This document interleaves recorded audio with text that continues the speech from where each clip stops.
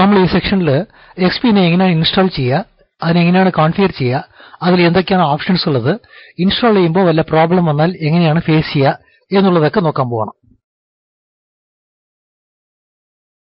Upgrade ചെയ്യേണ്ട കമ്പ്യൂട്ടറിൽ net use z://xp1/i386 ഈ കമാൻഡ് എന്തിനാ എൻ്റർ ചെയ്യണമെന്ന് വെച്ചാൽ xp1 എന്ന കമ്പ്യൂട്ടറിൽ i386 എന്നുള്ള ഫോൾഡർ ഷെയറിംഗ് ചെയ്തിട്ടുണ്ട്. ആ ഫോൾഡറിന് Z ഡ്രൈവിലേക്ക് മാപ്പ് ചെയ്യണം എന്നുള്ളത് നമ്മൾ എൻ്റർ ചെയ്തതും ദ കമാൻഡ് കംപ്ലീറ്റഡ് സക്സസ്ഫുള്ളി എന്ന് വരും. അതായത് മാപ്പായി കഴിഞ്ഞു എന്നർത്ഥം. നമ്മൾ മൈ കമ്പ്യൂട്ടർ ഓപ്പൺ ചെയ്തിട്ട് Z ഡ്രൈവ് മാപ്പ് ആയിട്ടുണ്ടോ എന്ന് നോക്കാണ്. ഇതിന് നമ്മൾ ഓപ്പൺ ചെയ്താൽ XP1 കമ്പ്യൂട്ടറിൽ ഷെയർ ചെയ്ത എല്ലാ ഫയൽസും ഇവിടെ കാണിക്കും. നമ്മളിപ്പോൾ ഇൻസ്റ്റാൾ ചെയ്യാൻ Z ഡ്രൈവിലേക്ക് ചെല്ലണം.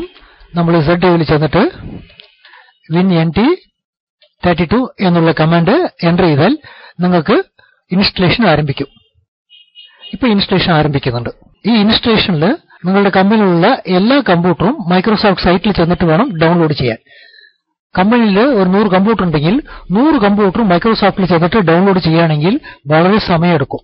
അപ്പൊ അതിന് നമ്മൾ എന്താ ചെയ്യാന്ന് വെച്ചാൽ ഫയൽ സെർവർ കമ്പ്യൂട്ടറിൽ പുതിയതായിട്ട് ഒരു ഫോൾഡർ ക്രിയേറ്റ് ചെയ്യും.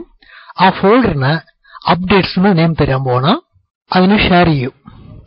മൈക്രോസോഫ്റ്റ് സൈറ്റിൽ ചെന്നിട്ട് XPക്ക് എന്തൊക്കെ ഡൈനാമിക് അപ്ഡേറ്റ് ഉണ്ടോ എന്ന് നോക്കിയിട്ട് അതെല്ലാം ഡൗൺലോഡ് ചെയ്തിട്ട് നമ്മൾ ഈ ഷെയർഡ് ഫോൾഡറിനകത്ത് പേസ്റ്റ് ചെയ്ത് കൊടുക്കും. എന്നിട്ട് ഒരു കമ്പ്യൂട്ടറിൽ അപ്ഗ്രേഡ് ചെയ്യാൻ പോകുമ്പോൾ winnt32 ഫയൽസ് ഒക്കെ i386 ഫോൾഡറിലുണ്ട്. അപ്ഡേറ്റ്സ് ഒക്കെ അപ്ഡേറ്റ്സ് എന്നുള്ള ഫോൾഡറിലുണ്ട്. ഇവിടുന്ന് എടുത്താൽ മതി എന്ന കമാൻഡ് നമ്മൾ എൻ്റർ ചെയ്താൽ എല്ലാ കമ്പ്യൂട്ടറും അപ്ഡേറ്റ്സ് ലോക്കൽ നെറ്റ്വർക്കിൽ നിന്ന് എടുത്തിട്ട് ഇൻസ്റ്റാൾ ചെയ്യാൻ സ്റ്റാർട്ട് ചെയ്യും. അപ്പൊ എല്ലാ കമ്പ്യൂട്ടറും ഇന്റർനെറ്റിലേക്ക് അയക്കേണ്ട ആവശ്യമില്ല. നമ്മൾ ഇത് ചെയ്യാൻ വേണ്ടിയിട്ട് ഫസ്റ്റ് അപ്ഡേറ്റ് ഷെയർസ് എന്നുള്ള ഫോൾഡർ ക്രിയേറ്റ് ചെയ്യാൻ പോകണം. അതിന് ഫയൽ സെർവറിലേക്ക് പോകണം. ഫയൽ സെർവറിൽ പുതിയ ഒരു ഫോൾഡർ അപ്ഡേറ്റ്സ് എന്ന് എൻ്റർ ചെയ്തിട്ട് അതിനെ ഷെയർ ചെയ്യണം. ആ ഷെയറിംഗിൽ പെർമിഷൻ സെറ്റ് ചെയ്യണം. കാരണം ഇതിൽ മൈക്രോസോഫ്റ്റ് സൈറ്റിൽ നിന്ന് ഡൗൺലോഡ് ചെയ്തിട്ട് ഈ ഫോൾഡറിലാണ് സേവ് ചെയ്യാൻ പോകുന്നത്. അതുകൊണ്ട് അതിന് റൈറ്റിംഗ് പെർമിഷൻ കൊടുക്കണം.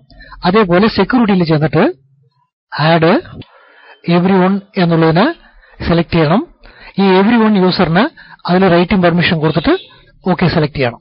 ഇപ്പൊ നമ്മൾ ഇന്റർനെറ്റിൽ ചെന്നിട്ട് മൈക്രോസോഫ്റ്റ് സൈറ്റിലുള്ള XPയിലുള്ള അപ്ഡേറ്റ്സ് ഡൈനാമിക് അപ്ഡേറ്റ്സ് എല്ലാം ഡൗൺലോഡ് ചെയ്തിട്ട് ഈ ഫോൾഡറിൽ കോപ്പി ചെയ്യാൻ പോകണം.